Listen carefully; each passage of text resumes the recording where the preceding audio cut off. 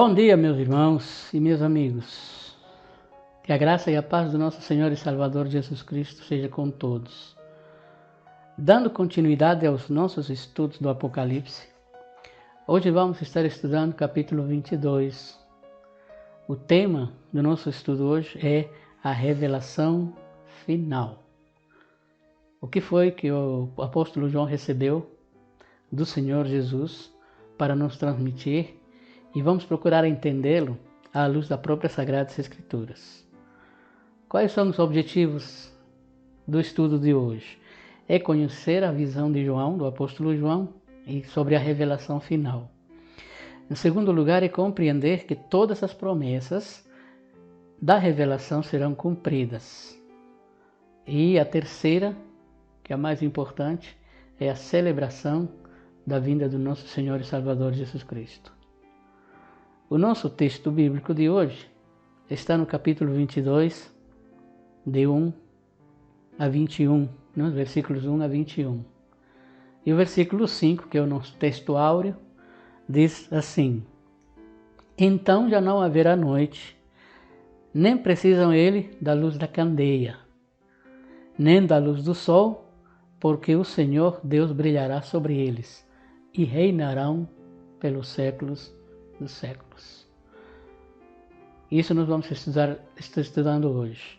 Mas antes quero convidá-la a fazer uma oração para que a graça e a misericórdia do Senhor estejam invadindo o nosso coração nesse estudo bíblico. Bendito Deus e eterno Pai, nós te louvamos e te agradecemos pela tua graça e pela tua misericórdia. Obrigado te damos, Senhor, porque o Senhor nos permite aqui, neste lugar, estudarmos a tua palavra livremente. E queremos te rogar por todos aqueles, ó Deus, que têm apenas uma única Bíblia para um grupo gigante de pessoas, que tem apenas um livro, e por ela eles conhecerem a tua vontade. Abençoa também os nossos missionários no campo, e que eles possam estar fazendo o seu trabalho pela tua graça, pela tua misericórdia. E também te rogamos por aquelas famílias enlutadas por conta dessa praga. Mas queremos te rogar hoje por esse estudo bíblico, e que o Senhor mesmo esteja nos ajudando a transmitir a sua mensagem, em nome de Jesus. Amém. Muito bem, a revelação final, não é? A revelação final. O Apocalipse, né, é um livro praticamente complicado e às vezes difícil de interpretação. Essa semana, depois de domingo, encontrei alguns amigos meus com os quais eu compartilhei esse vídeo. E eles falaram assim: eu tenho medo de ler o livro do Apocalipse. E aí eu perguntei para eles assim: mas por quê? Porque ele fala de muito sangue, fala que tem gente que vai querer se matar e não vai poder, fala de gente que vai sofrer muito, que vem uma grande tribulação e que realmente a vida da gente será muito difícil nessa época. Já outro diz assim: não, eu acho que a gente não precisa nem ler o livro do Apocalipse, porque nós já estamos vivendo esses momentos de tribulação e talvez as coisas piorem. Bem, de uma ou de outra forma, o livro do Apocalipse, embora muitos tenham medo, outros não tenham, né? Outros ficam surpresos com muita coisa que se lê sobre o livro do Apocalipse, ela nos traz a revelação de tudo que vai acontecer no fim dos tempos. E para isso eu queria lembrar algumas coisas das quais nós já estudamos, né, durante esse trimestre. A primeira coisa diz que Jesus vai vir, que Jesus voltará. Isso nós podemos encontrar logo no início, no versículo 7, né, do livro do Apocalipse, no capítulo 1. Ele diz que eis que vem com as nuvens, e todo olho verá, e até todos os quantos os transpassaram, e todas as tribos da terra se lamentarão sobre ele, certamente amém. Então a primeira coisa que nós devemos entender aqui é de que o Senhor Jesus Cristo voltará. Ele vai voltar pela segunda vez. Se para você o milênio já está acontecendo, se para você o milênio ainda vai acontecer, e sejam quais sejam as formas das quais você acredita, uma coisa nós temos certeza: o Senhor Jesus voltará. Ele prometeu isso no livro de João, capítulo 14, versículos 1 a 3, ele diz assim: não se turbe o vosso coração, credes em Deus, crede também em mim. E se eu for, eu prepararei lugar para vocês. Então, e quando eu voltar, levarei vocês para mim mesmo. Então, o Senhor Jesus deu a certeza de que Ele voltará. Essa é a certeza que nós temos. Ele vai voltar. Ele vai voltar para levar a sua igreja. Mas quem é a igreja? A igreja não são as paredes do templo. Na realidade, o templo é feito de paredes, é construída com tijolos, com cimento. É uma coisa muito bonita, mas isso é apenas o templo. A igreja são pessoas. A igreja é muito mais do que uma organização. É o corpo vivo de Jesus. O próprio Senhor Jesus disse que Ele é a cabeça da igreja e nós que fazemos parte dessa igreja, não é? Somos os seus membros, que estão praticamente todos ligados pelo Espírito Santo de Deus a um único corpo, com dons e talentos diferentes, né? Com formas de fazer a mesma coisa diferentes. Diz isso no livro no 1 Coríntios, capítulo 12. Que embora sejamos diferentes, o mesmo Espírito que nos une para fazermos a vontade de Deus. Então, a igreja são pessoas. E quem é que Jesus virá buscar? É a sua igreja. No entanto, tem que saber que o texto bíblico também diz que todo olho o verá, inclusive aqueles que o traspassaram. Ou seja, haverá uma ressurreição. Nessa ressurreição, né, todos verão a vinda do Senhor Jesus. Eis que Ele vem com as nuvens. Diz isso o versículo 7.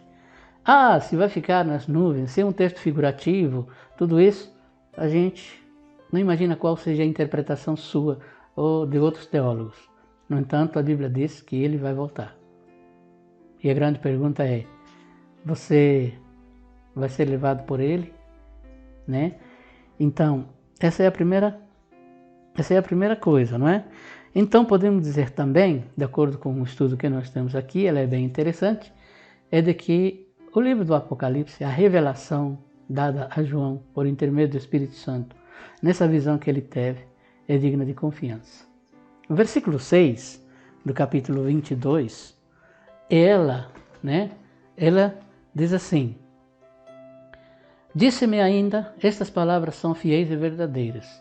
O Senhor Deus dos Espíritos dos profetas enviou seu anjo para mostrar aos seus servos as coisas que em breve devem acontecer. Capítulo 22, versículo 6 está dizendo que Jesus Cristo vai voltar e que essas palavras todas são fiéis e verdadeiras. Aliás, a Bíblia toda, do Gênesis ao Apocalipse, é a revelação escrita da palavra de Deus. O Senhor se revelou a homens e mulheres a quantos Ele quis escolher para revelar a sua vontade, a sua tarefa aqui neste mundo. Desde o Gênesis até o Apocalipse, a Bíblia diz em 2 Timóteo capítulo 3, versículo 16, que toda a Escritura, todo este livro, olha aqui, todo este livro é divinamente inspirada, né? É divinamente inspirada. Em 1 Pedro, né? Aliás, em 2 Pedro, capítulo 1, diz assim, que este livro, né, não existe por vontade humana, mas pela vontade de Deus. Né? Ele escolheu pessoas pelo Espírito Santo para nos revelar a todos nós aquilo que é da sua vontade. Outra coisa que eu quero dizer, que a Bíblia não está interessada em contar a você e a mim a história detalhada da história humana, mas ele nos detalha, ele nos ensina a história da salvação do ser humano em Cristo Jesus. Tá? Então, podemos dizer que Jesus Cristo vai voltar e toda a Bíblia é digna de confiança. É digna de confiança. Tá? Ela é a palavra da verdade. É por ela que nós devemos guiar. Ela deve ser a âncora da nossa vida, o guia para os nossos passos. Ela é a revelação de Deus. É a carta que o Senhor Jesus enviou para todos nós. E nós devemos seguir a nossa conduta através da Bíblia. Ok? Eu poderia dizer para você o que você pode fazer com a Bíblia, com as Sagradas Escrituras. Primeiro eu vou colocar aqui esse dedinho aqui, né? Esse dedinho aqui você pode colocar como ouvir. Você precisa ouvir a palavra de Deus para ter fé. Em segundo lugar, você precisa ler a palavra de Deus para conhecer a vontade de Deus. Em terceiro lugar, você precisa estudar a palavra de Deus para conhecer exatamente como Deus é e qual é a sua vontade. Uma quarta coisa que você pode fazer é memorizar a palavra de Deus. Memorizar a palavra de Deus. Tá ok? Nós decoramos muitas coisas. Nós memorizamos outras coisas. Como professor de matemática, eu ensino para os alunos pelo menos a memorizarem a tabuada de 1 a 12. O aluno precisa saber.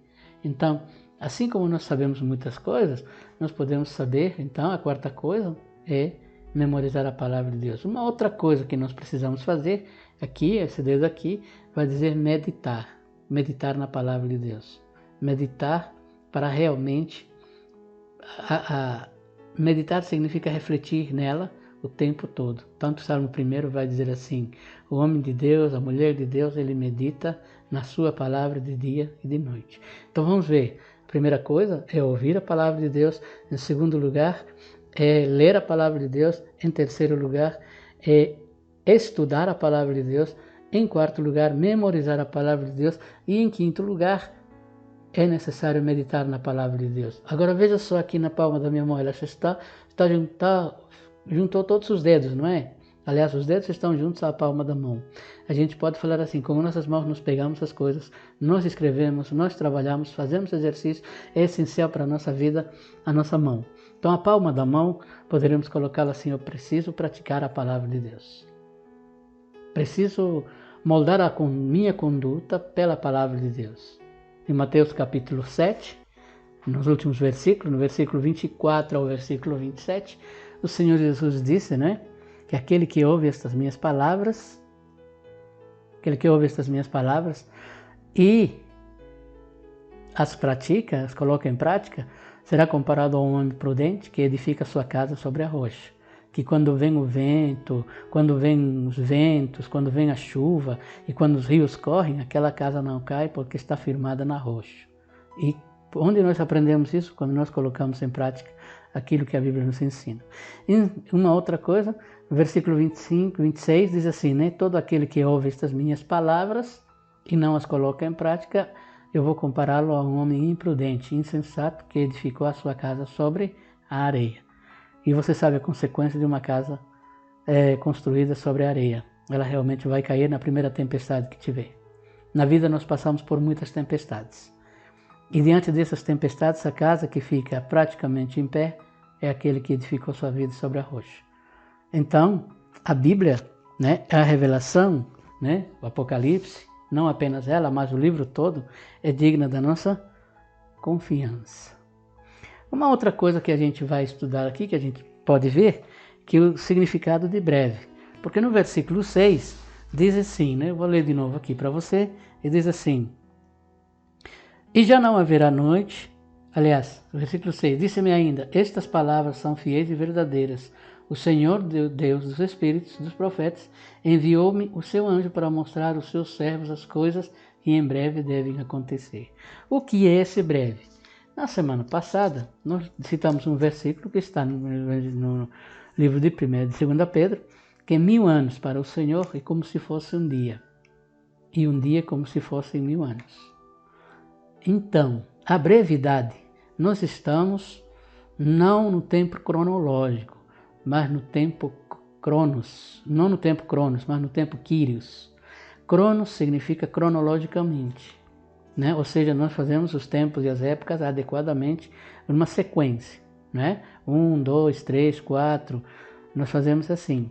Mas o tempo de Deus nós não sabemos contar, porque é o tempo de Deus. E é no tempo de Deus que ele vai voltar. Que brevidade é essa? Eu não sei, exatamente não sei.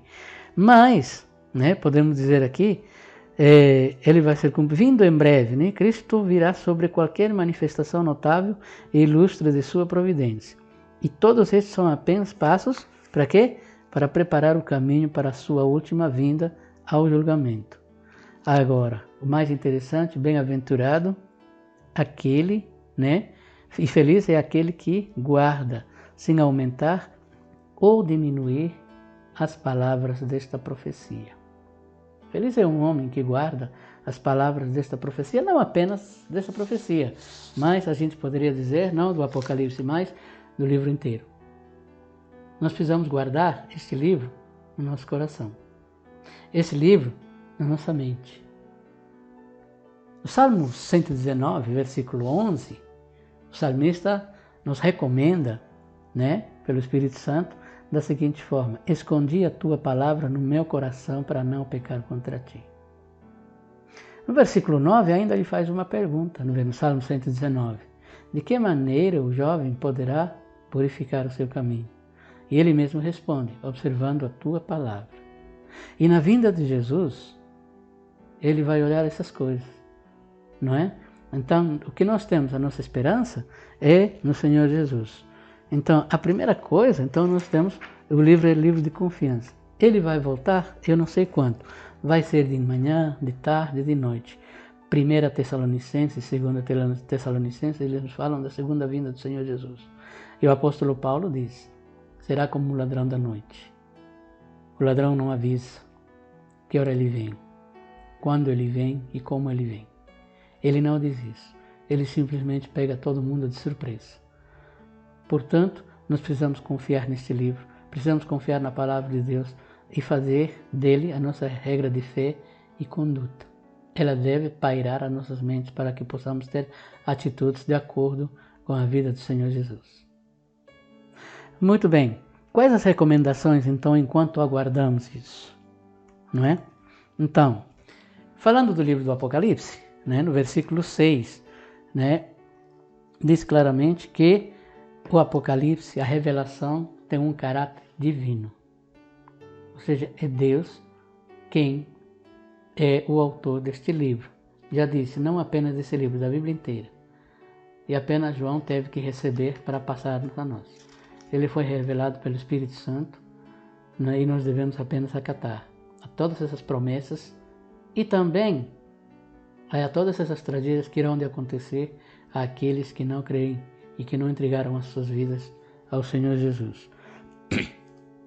A mensagem dele é absolutamente verdadeira quanto às dos profetas do Antigo Testamento, pois a fonte da mensagem é a mesma. Qual é a fonte? O próprio Deus.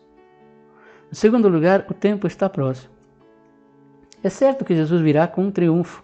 Os crentes precisam testemunhar de sua fé, como Jesus viesse agora. Então, o que nós temos que fazer? O tempo está próximo. Ele virá hoje. Aí eu quero aproveitar a oportunidade de lhe dizer uma coisa.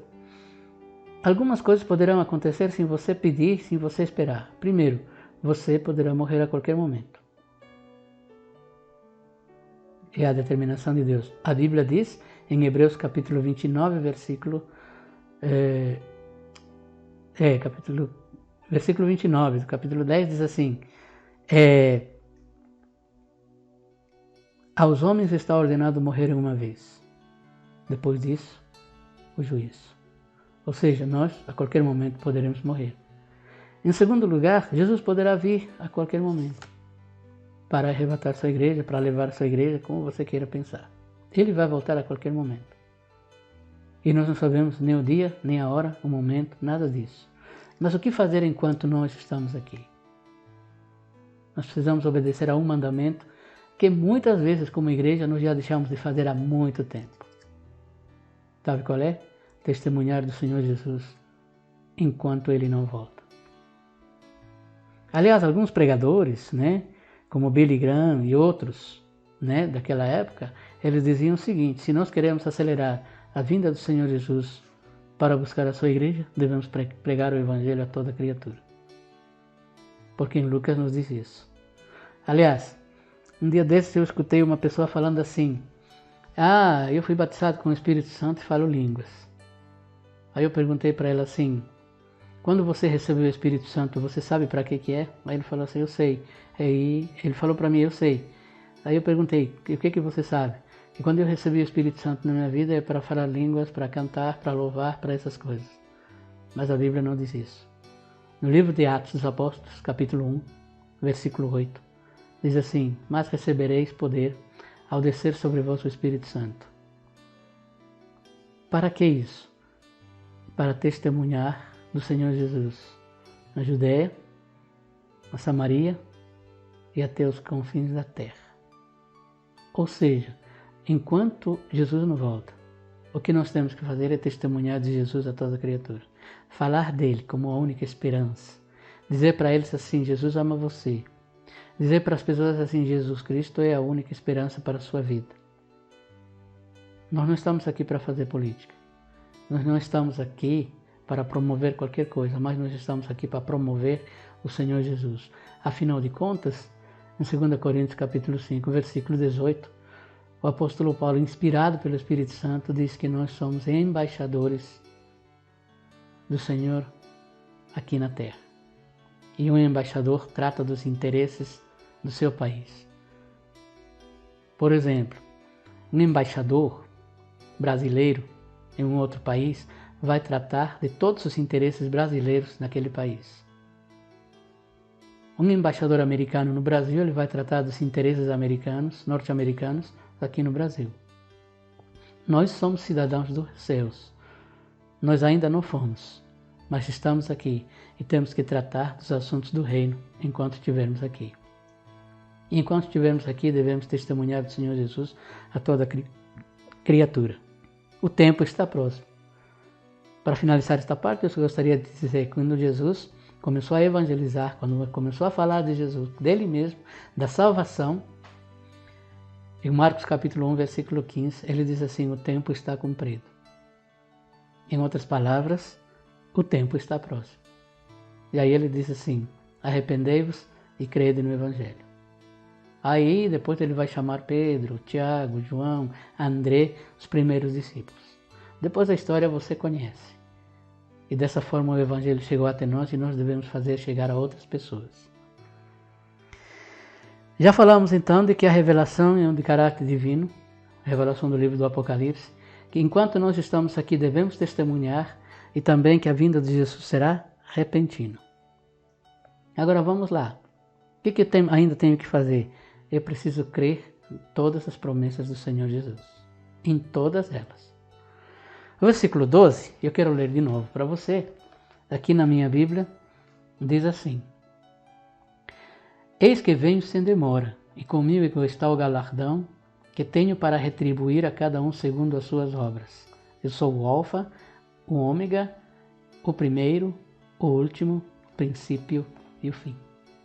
Então vejam só, o que ele está dizendo aqui no versículo 12 para nós, não é? Ele vem sem demora.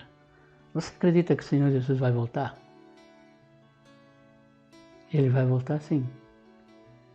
Eu creio nessas promessas de todo o coração e enquanto isso tem que pregar o Evangelho. Ele vai voltar. Jesus voltará. Como ele vai voltar, quando ele vai voltar, eu não sei. Que dia vai ser isso também não sei. Mas ele vai voltar. Eu preciso crer nas promessas dele.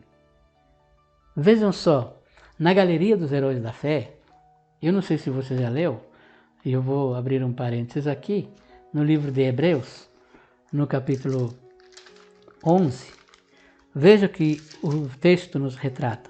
Diz assim, ora, a fé é a certeza das coisas que se esperam e a convicção dos fatos que não se veem. Ora, pela fé os antigos obtiveram bom testemunho. Pela fé, entendemos que o universo foi formado pela palavra de Deus, de maneira que o visível veio a existir, que o invisível veio a existir das coisas que não aparecem. Agora veja a coisa interessante. Pela fé, Abel ofereceu a Deus mais excelente sacrifício do que Caim. Pela fé. Uma outra coisa. Pela fé, Enoque foi trasladado para não ver a morte e não foi achado. Pela fé. De fato, sem fé é impossível agradar a Deus, porquanto que é necessário que aquele que se aproxima de Deus creia que Ele existe e que se torna galardoador daqueles que o buscam. Olha só, pela fé, olha só essa parte aqui. Noé, divinamente instruído acerca dos acontecimentos que ainda não se viam, e sendo temente a Deus, aparelhou uma arca para a salvação de sua casa, pela qual condenou o mundo e se tornou herdeiro da justiça que vem da fé. Meu irmão, minha irmã, meu amigo, minha amiga, a Bíblia diz pela fé. Eu preciso crer nas promessas de Deus. Agora você imagina Noé. Noé praticamente estava morando no deserto. Ele não conhecia chuva, porque diz que o orvalho, havia um vapor que surgia da terra e regava toda a natureza. E ele recebeu uma ordem naquele tempo. Olha aqui, vai chover 40 dias e 40 noites. Enquanto isso não acontece, você vai construir uma arca desse tamanho, tá? Dessa largura, desse comprimento. E a Bíblia diz que Noé fez como Deus o ordenara, pela fé. E segundo a Bíblia, ele demorou 150 anos construindo aquela arca. Agora você já imaginou? Durante toda a sua vida, todos os seus melhores anos de vida, dedicou-se a construir aquela arca. Com os próprios recursos, todos os recursos que vinham na sua mão, a maior parte as investia naquela arca. Porque ele sabia que um dia toda essa natureza seria invadida pela água. Deus havia dito. Agora você imagina aquelas pessoas daquela época, né? Imagina se fosse hoje. Primeiro o IBAMA estaria em cima dele, não é? Ainda bem que o IBAMA não existia naquela época. Mas vamos ver uma outra coisa. Suponhamos que os filhos, eles estão indo para a escola. E os meninos de lá perguntarem, por que teu pai está fazendo aquilo? Teu pai é um doido. Imagina a televisão, imagina os programas de televisão da mídia, que gosta de coisa, de notícia ruim e de colocar as pessoas em saia justa. Falarem de Noé da seguinte forma, esse homem é doido, está construindo um barco. E ele disse que vai colocar os animais ali dentro. Aquela população daquela época, eu acredito que estavam falando assim para eles. Mas depois que terminaram aquela arca, depois que construíram todo aquele barco bem grande, o próprio Noé teve que chamar os animais. Você já imaginou? Chamou todos os animais e os colocou de 2 em 2. E aqueles que podia sacrificar colocou 7 casais de cada. Eu não sei como coube, mas coube tudo ali. E depois disso, a arca se fechou, depois que eles estavam dentro. Tudo pela fé. E quem fechou aquela arca foi o próprio Deus, pela fé. Agora, sabe quantos dias ficaram ali dentro? 7 dias. Você imagina no primeiro dia. Eles naquele sufoco todo, naquele calorão todo, naquele deserto todo. E aí, de repente, alguém chega e diz, bater a porta. Noé, como vai em companhia da bicharada? Vai ao segundo dia do mesmo jeito. As pessoas criticando, zombando. Se fosse hoje, lá estaria um monte de gente, um monte de repórter, né? Fazendo tudo isso. E Noé lá dentro daquela arca durante 7 dias. Eles sofrendo psicologicamente, né? As pressões do mundo que o cercava. No 7º dia, eu imagino a terra toda ficar praticamente nublada, escura. E as primeiras pessoas que sentiriam medo, talvez seriam as mulheres. Como sempre, claro, é a natureza delas. E algumas delas falando assim, será que o Senhor Noé tinha razão? Olha como é que o céu ficou totalmente escuro. Veio a chuva, 40 dias. E a Bíblia diz que as pessoas foram até a porta da arca. Não sei se foi nadando ou não. Eles foram lá dizendo assim, abre nossa porta para nos salvar. Mas quem fechou a porta foi o Senhor. E toda aquela geração pereceu. Noé fez tudo isso pela fé. E nós precisamos ter essa mesma fé, da qual os nossos antepassados que andaram pela fé tiveram. Esses daí são heróis da fé. Não é? Uma outra coisa que nós precisamos então ver, então em primeiro lugar nós já falamos que a revelação do Apocalipse é de caráter divino. Deus revelou, não se discute. Em segundo lugar, o tempo está próximo. Enquanto eu estou aqui, eu tenho que saber se o tempo está próximo e eu devo pregar o Evangelho. Em terceiro lugar, que a vinda de Jesus será repentina. Não será de qualquer forma, será de uma hora para outra. E em quarto lugar, eu preciso andar pela fé. Assim como Noé, assim como Abraão. Uma outra coisa que nós precisamos saber é que a permanência da revelação, ou seja, ela é permanente. O Senhor Jesus disse bem claro, capítulo 24 de Mateus.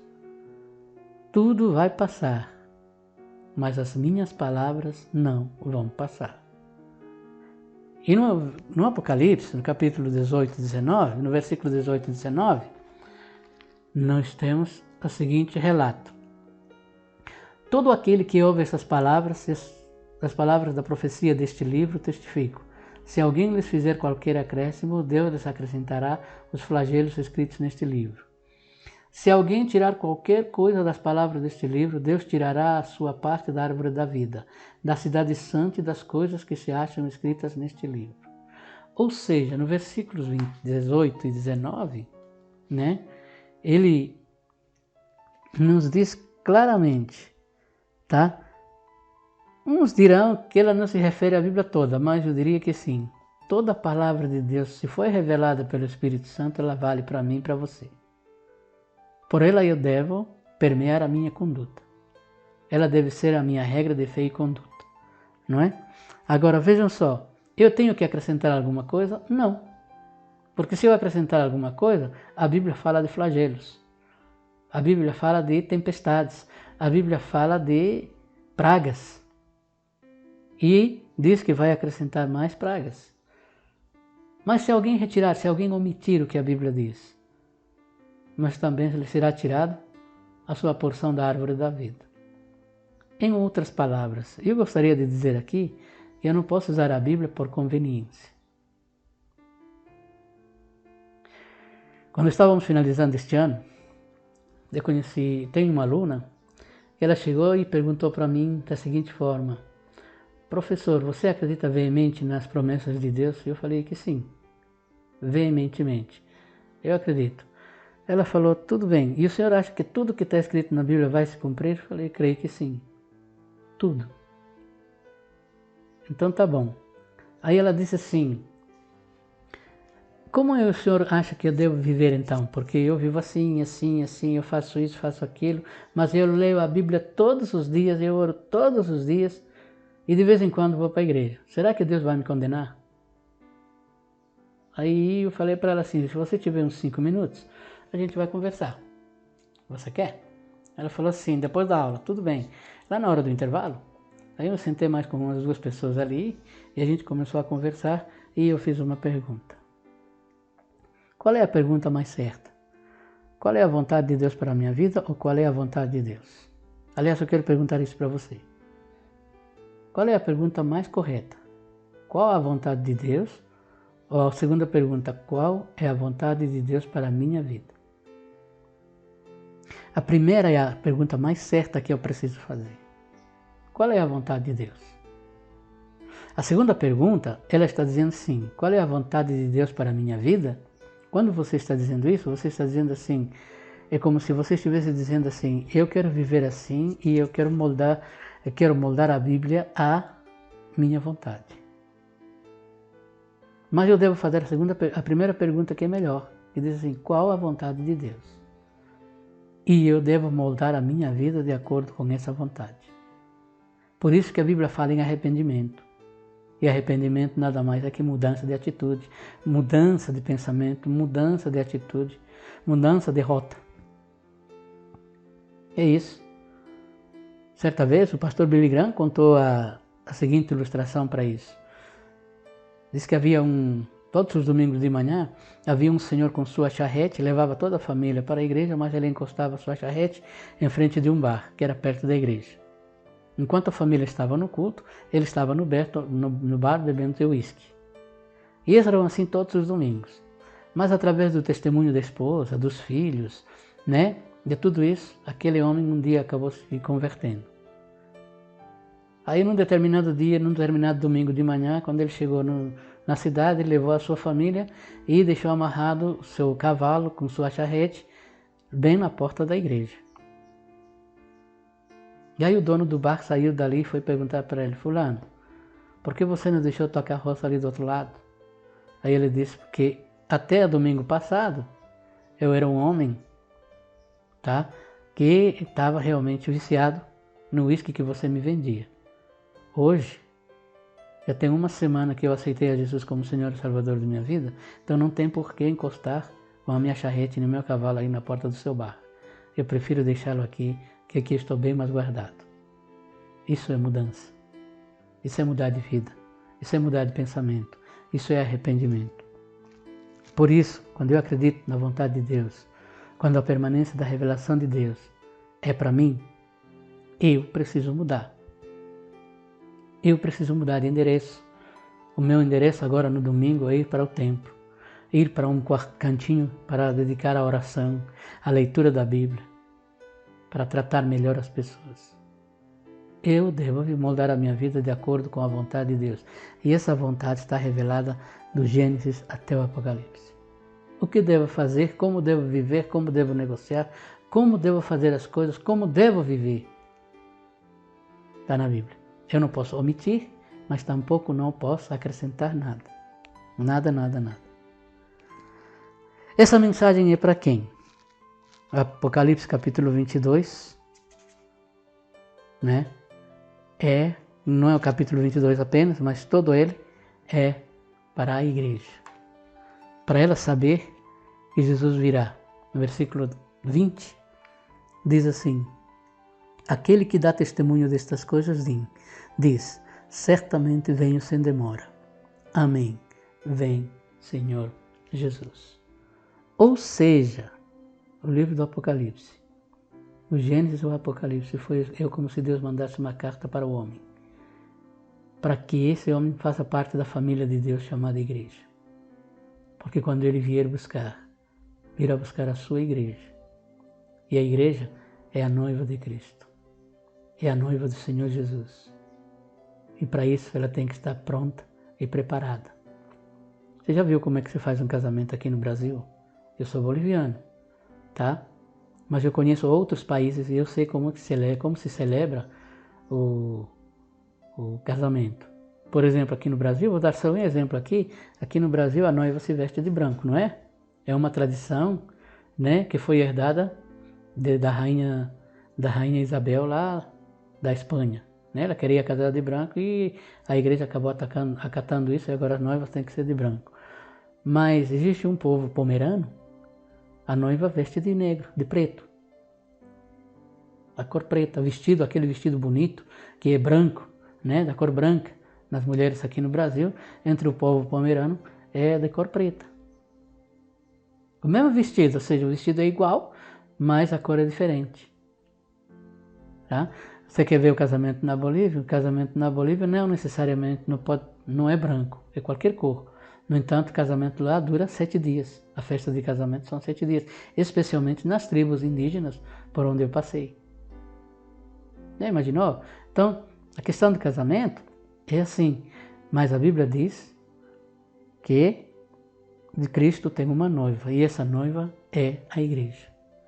Ela tem que estar bem ataviada, ou seja, bem preparada, tá, para esse casamento. Ok? Então, finalizando, o livro do Apocalipse, ele nos fala de lutas, de tragédias, de catástrofes, mas também nos fala da maior bênção, que quando a volta de Jesus se der, a igreja subirá com ele. Esse livro diz isso, a Bíblia Sagrada. Se você crê nela, viva por ela e molde a sua conduta pela palavra de Deus. Creia que do Gênesis ao Apocalipse foi escrito para você e para mim. Foi escrito para que eu e você possamos viver de acordo com a vontade de Deus. Não a minha vontade, mas a dele. Creia na promessa do Senhor Jesus. Ele voltará para buscar a sua igreja.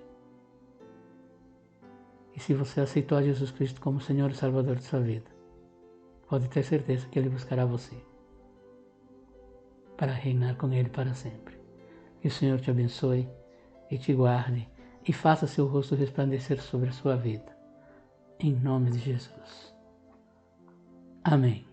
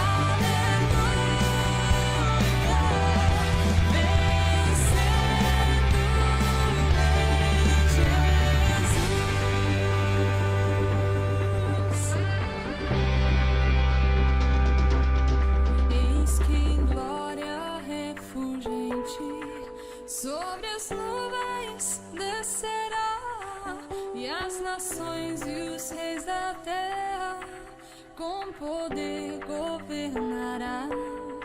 Sim, em paz e santidade toda a terra regerá, vencendo vem Jesus.